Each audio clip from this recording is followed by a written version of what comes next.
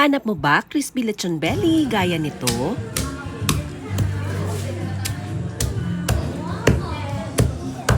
Sa araw nga na ito ay nasaksihan namin ang opening ng OMG Original Lechon Belly Restaurant dito sa May Torres, specifically dito sa Ottoville Compound.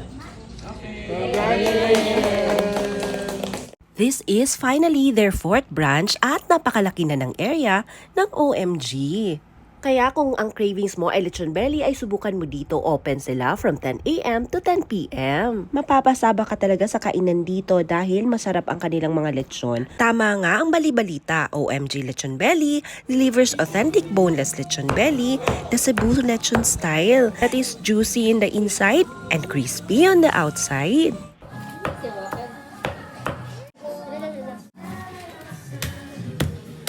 Akala ko nga dati kapag ka-lechon house ay given na makaluma ang restaurant at yun bang mga nakasanayan nating traditional setup. Ito sa OMG restaurant, out na yung lumang tradition, in sa makabago, modern at relaxing settings ng lechon house. Malinis ang kanilang restaurant at cozy, tiyak magugustuhan din ito ng mga Gen Z.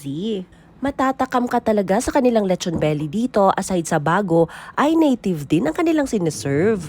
At perfect na perfect ang kanilang kanin dahil puso. Ito yung mga nakasanayan natin. Napakabango at masarap, diba? O, tignan mo naman ang kanilang lechon belly, kumpleto sa ricados. Talagang matatakam ka. Kala mo lechon lang ang pwede mong i-order dito ha? Nako, hindi.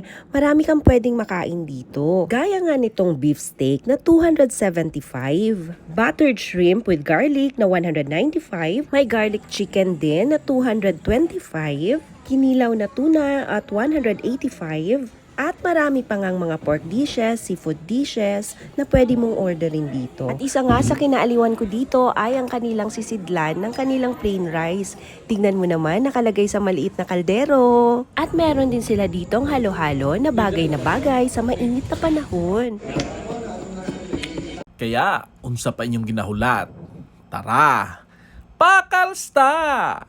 Sa OMG. Kalibay, sabay na ta.